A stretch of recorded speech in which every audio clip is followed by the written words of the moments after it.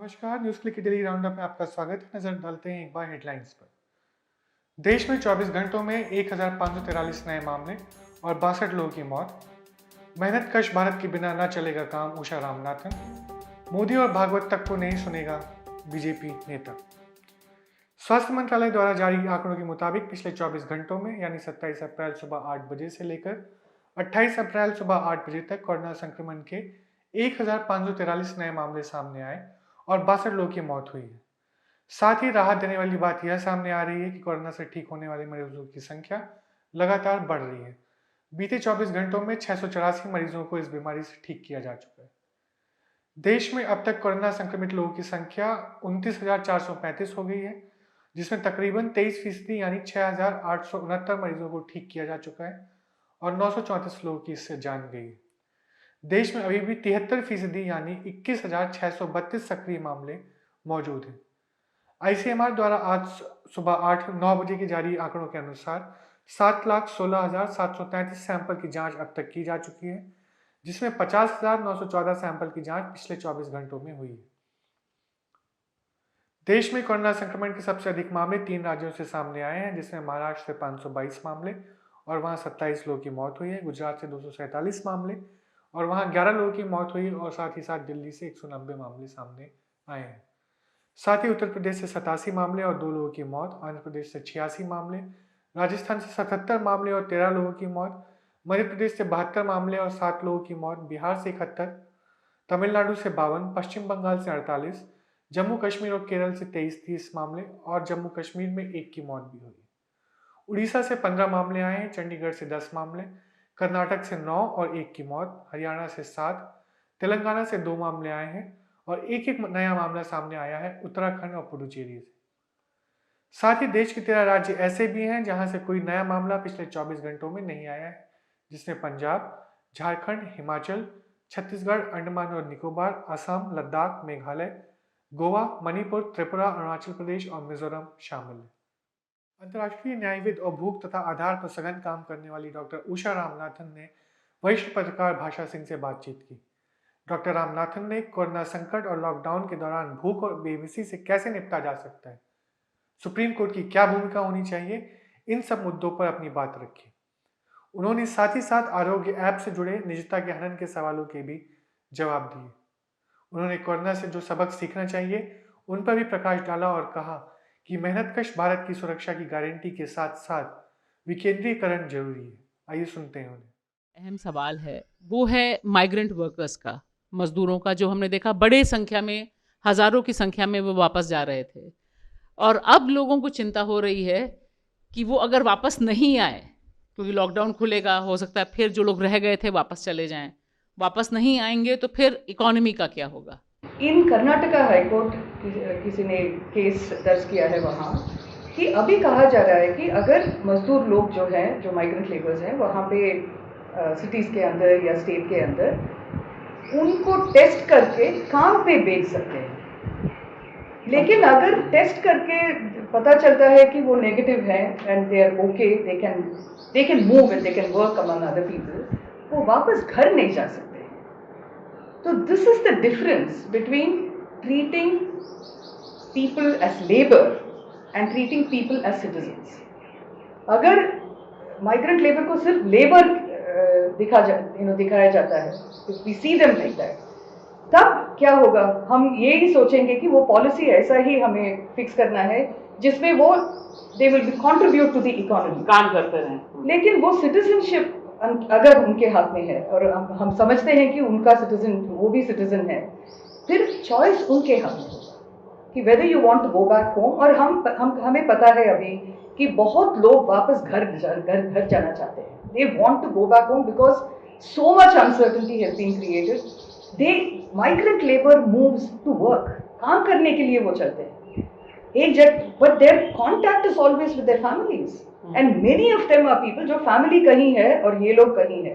They are the breadwinners, they take responsibility for many things that happen there and that is their support. तो हमें ये कहना कि काम में जाना है तो हम आपको टेस्ट करके भेजेंगे, लेकिन अगर घर जाना है हम नहीं करेंगे, this is a fundamental constitutional violation. ये जब कर्नाटका हाईकोर्ट में गया था वहाँ वहाँ का कोर्ट एक्चुअली बहुत बढ़िया कोर्ट है। और उन्होंने कहा आपने वो जो मार्च एंड में ये पॉलिसी निकाला था उसको आपने चैलेंज नहीं किया, इसलिए हम उस पर नहीं नहीं कहेंगे, लेकिन to take care of migrants जो हमने कहा है उसको हम डेवलप करेंगे। प्रॉब्लम कर्नाटका हाईकोर्ट का ये भी था, शायद था, कि वो कह सकते हैं कि कर्नाटका से जाना है, लेकिन बाकी स्टेट्स के लिए उनका ऑर्डर तो नहीं चलेगा। So this is the kind of thing जो सुप्रीम कोर्ट को करना मुमकिन भी है और ज़रूरी भी है, to be able to consider the difference for migrant workers between being workers and being citizens. When you ask ऐसी वाली स्थिति में क्या सवाल पूछ सकता है, ऐसी वाली सवाल तो बहुत इम्पोर्टेंट हो जाता है ऐसा। अभी भी हमने देखा कि जो लोग जा रहे थे, हज़ारों की संख्या में माइग्रेंट वर्कर्स सड़कों पे दिखाई दिए, दिल्ली में, तमाम मेट्रोज़ में, गुजरात, मुंबई, कर्नाटका, तमिलनाडु, और उनके बारे में जो पूरे नीति निर्धारक थे उनका एटीट्यूड एक ही ढंग का था। बाद में उनको रोक दिया गया। अब थोड़ा सा हो रहा है कि जहाँ पे लोग बुला रहे हैं, लेकिन बुनियादी तौर पे नीति के, अगर पॉलिसी के लेवल पे आप देखिए तो हिसाब यही था कि उनको यहीं रुक जाना चाहिए, वे नहीं जा सकते। जबकि हम बाकी वर्कर्स को या बाकी जो बच्चे जो पढ़ने गए थे, बाकी विदेश से जो लोग गए थे, हमने वहाँ तक इंतज़ार किया कि वो लोग आ जाएं अपने यहाँ। जब लॉकडाउन हुआ था, ये प्रॉब्लम ये था कि 4 घंटे के अंदर अंदर सारे राज्यों को इसकी मतलब they had to that I'm not sure that that's the way for any policy to even be announced. It was a bad idea to do it because 8 बजे बताएंगे, even other state governments will have to prepare for their own people, and if there is no arrangement made, लोग कहाँ जाएंगे? So that was a big problem. And but to say that उस समय अगर कहना था कि नहीं अभी कहीं मत जाओ because we have to contain it, make sure कि ये नहीं फैलेगा, उसमें I think there is some sense in that. It's not an unfair kind of, but it has to be done by taking people into confidence.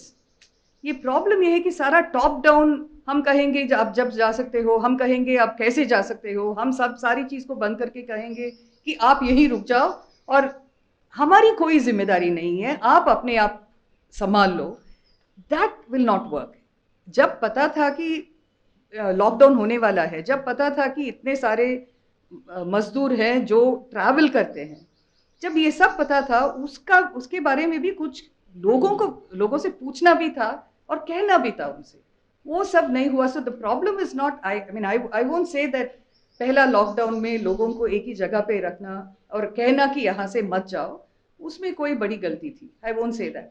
लेकिन जैसा हुआ it became like a top down, it becomes oppressive. हमें पता नहीं कि क्या हो रहा है हमारे नहीं। यहाँ को एक और चीज़, क्योंकि अभी पिछले दिनों जो ग्राउंड रिपोर्ट्स की उसमें सारे जो मजदूर थे वो ये कह रहे हैं कि हम नहीं जा पाए इसलिए भूखों मर रहे हैं। अगर हम गांव चले गए होते, हमने सरकार की बात पे विश्वास कर लिया और हम यहाँ रह गए और हमें लगा कि इतने दिन हम यहाँ झेल सकते हैं, और अब तो हमारे पास खाने के लिए कुछ नहीं और हमें भिखारी बना दिया, हमें सड़क पे खड़ा कर दिया। पहले हम कह रहे थे कि 1980s तक हम पॉवर्टी के बारे में ही बात करते थे। 1980s में हमने रिकग्नाइज किया कि ये पॉवर्टी एक स्टेटस जैसा लग रहा है। People are not poor, there are many ways in which people are made poor, they become poor and they become poorer over a period of time. वो मास डिस्प्लेसमेंट प्रोजेक्ट्स के लिए जब था उसी में it was very clear to see. तब हमने realise किया कि नहीं, पॉवर्टी के बाद एक इम्पॉवरिशमेंट होता है, पॉलिसीज के कारण पीपल और पुअर होते हैं। And the classic case was जब लैंड एक्विजिशन हो रहा था, प्रोजेक्ट अफेक्टेड पीपल को कहीं जगह नहीं था, सिर्फ जिसके हाथ में जमीन था सिर्फ उनको रिकग्नाइज किया जाता था, बाकी सब इनविजिबल हो गए ये पॉलिसीज में। Then by the latest Land Acquisition Act which came less than a decade ago, there for the first time they have law acknowledged project affected people. इतना साल लगा। So you think about what it means जब हम acknowledge भी नहीं करते हैं एक problem। अभी ये जो migrant workers का है, I think all administrations should sit down and take responsibility for this। 1979 में एक कानून आया था, Interstate Migrant Workmen's Act। उसके अंदर principal employer and the contractor उनको रजिस्टर करके लाइसेंस लेके तभी लोगों को माइग्रेंट लेबर ला सकते हैं। वो कानून कहीं भी लागू नहीं हुआ 1979 का 1979 का। आप जाके देखिए 1982 में एशियाड हुआ था, आप जाके देखिए कि उसका कोई रिकॉर्ड है कि कितने लोग, एंड दिल से कहेंगे कि नहीं नहीं कॉन्ट्रैक्टर के थ्रू नहीं आए, एक एक करके आए थे, एक एक करके, कोई बहुत कम लोग आते हैं, they come you know one among them even may become the contractor. तो ये रिस्पॉन्सिबिलिटी लेने वाली, अगर ये कानून सीरियसली लिया गया था and if the government were going to respect the law, तब वी वुड हैव नोन कि कितने अप्रोक्सीमेटली कितने लोग हैं, कौन प्रिंसिपल एम्प्लॉयर्स हैं, कौन कॉन्ट्रैक्टर है, कहाँ है, अभी तो कुछ भी नहीं पता था। So people were left in the lurch to to deal with it for themselves. और मिस्टर अमिताभ कांत का एक एम्पावर्ड कमिटी जो है, उसमें when he called the first meeting and it was reported, उसमें लिखा गया है कि we called private industry because वो सैनिटाइजर और ये all the other things have to be made, we called world bank and UN agencies क्योंकि कभी पैसे का जरूरत हो सकता है, और एनजीओज को बुलाया गया क्योंकि एनजीओज को स्ट्रीट वेंडर्स, होमलेस पीपल कहाँ है ये पता होगा, नहीं पता होगा, नहीं उनके बीच में इनको काम करना है। महामारी के इस दौर में बीजेपी के नेताओं द्वारा सांप्रदायिकता फैलाने की घटनाएं लगातार सामने आ रही हैं, जबकि प्रधानमंत्री नरेंद्र मोदी और आरएसएस प्रमुख मोहन भागवत ने कथित तौर पर इस भेदभाव भरे व्यवहार के खिलाफ आवाज उठाई है। न्यूज चक्र के नए एपिसोड में वरिष्ठ पत्रकार अभिसार शर्मा बात कर रहे हैं कि मोदी और भागवत की कथित तौर पर सांप्रदायिकता न फैलाने की बात को भी कई बीजेपी नेता नकार रहे हैं। आइए सुनते हैं उन्हें। आप और हम जो अपने घरों में सुरक्षित है ना, आप और हम जो इस वक्त कोरोना वायरस से संक्रमित नहीं है, आपको अंदाजा नहीं कि आप और हम लोग कितने खुशकिस्मत हैं, क्योंकि अब मैं आपको दिखाने जा रहा हूं आगरा की एक तस्वीर। जी हां, वही आगरा जिस आगरा मॉडल की दुहाई दे रहे थे बीजेपी आईटी सेल वाले। आगरा के अंदर आप देखिए, यह तस्वीर है, यह वीडियो है एक क्वारंटीन सेंटर का। इस दरवाजे के पीछे, गेट के पीछे तमाम कोरोना वायरस से संक्रमित मरीज हैं, और इनको साथ देखिए किस तरह का बर्ताव किया जा रहा है, किस तरह से इनको पानी फेंका जा रहा है, बिस्किट्स फेंकी जा रही हैं, मानो ये इंसान नहीं है, मानो इनका अपना खुदा भी नहीं है। और इनके साथ ऐसा बर्ताव कौन कर रहा है? इनके साथ बर्ताव वो कर रहे हैं जिनके पास तमाम तरह के प्रोटेक्शन किट्स हैं। ये क्या बतलाता है? ये बतलाता है, ये वीडियो ये लगातार आपको बतला रहा है कि बावजूद इसके कि मेडिकल वर्कर्स को पीपीई, पर्सनल प्रोटेक्टिव इक्विपमेंट मिल गए हैं, उनमें फिर भी विश्वास नहीं है। इससे पता चलता है कि कोरोना संकट के खिलाफ जो हम जंग लड़ रहे हैं, उसमें कितने ज्यादा छेद हैं, कितने जबरदस्त लूप होल्स हैं। इस तथाकथित आगरा मॉडल का वीडियो वाकई मुझे निशब्द कर रहा है, और सबको करना चाहिए, क्योंकि यह बता रहा है कि कोरोना वायरस सही मायनों में मरीज और वो शख्स जो अभी इससे संक्रमित नहीं है, उसमें कितनी बड़ी दूरी बना रहा है। और हमारे राजनेता क्या कर रहे हैं? हमारे राजनेता इस वक्त भी हमारे बीच मेंटल डिस्टेंसिंग बनाने का काम कर रहे हैं, मानसिक दूरी बनाने का काम। यह महज इत्तेफाक नहीं है कि 3 लोग 2 दिनों में एक ही किस्म का संदेश देते हैं। सबसे पहले आपके सामने सरसंघ चालक मोहन भागवत क्या कह रहे हैं, इस पर गौर कीजिए।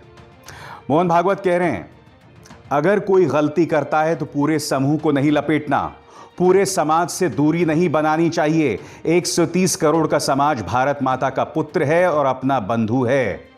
डॉक्टर मोहन भागवत ने यह बात कही है तबलीगी जमात मरकज मामले के बाद जो पूरा प्रकरण हुआ है, क्योंकि उसके बाद हो क्या रहा है कि देश के कई हिस्सों में मुसलमानों के साथ सोशल डिस्टेंसिंग का काम या सोशल बॉयकॉट का काम शुरू हो गया है, जो अपने आप में बहुत चिंताजनक है। और कुछ यही बात कह रहे हैं अरविंद केजरीवाल। भगवान ने जब दुनिया बनाई थी तो उन्होंने इंसान बनाए थे, दीवारें तो हमने बनाई। अगर हमारे देश के सब लोग मिलकर प्यार मोहब्बत से काम करेंगे तो हमारे देश के आगे सारी दुनिया को झुकना पड़ेगा। यही संदेश अरविंद केजरीवाल भी दे रहे हैं। जी हां, अब गौर कीजिए प्रधानमंत्री नरेंद्र मोदी ने अपने मन की बात में क्या कही। Ramzan this year is taking place while we are in the midst of a battle against COVID-19. Ramzan एक ऐसे दौर में हो रहा है, एक ऐसे वक्त में हो रहा है जब हम कोरोना संकट से मुकाबला कर रहे हैं। प्रधानमंत्री आगे क्या कहते हैं, अगर हम सही वक्त पे सही प्रिकॉशंस उठाएंगे तो आने वाले ईद उल फितर में हम सामान्य तरीके से इसका लुत्फ उठा पाएंगे, ईद मना सकेंगे। जी हां, मैं आपको बताऊंगा कि इस सीख से कोई और नहीं बल्कि भारतीय जनता पार्टी बिल्कुल भी सबक नहीं ले रहे हैं। मगर उससे पहले मैं आपको एक वीडियो दिखाना चाहूंगा। आप जानते हैं इस वीडियो में यह शख्स क्या कर रहा है? यह अपना ब्लड प्लाज्मा डोनेट कर रहा है। और यह कौन है? यह तबलीगी जमात का एक शख्स है।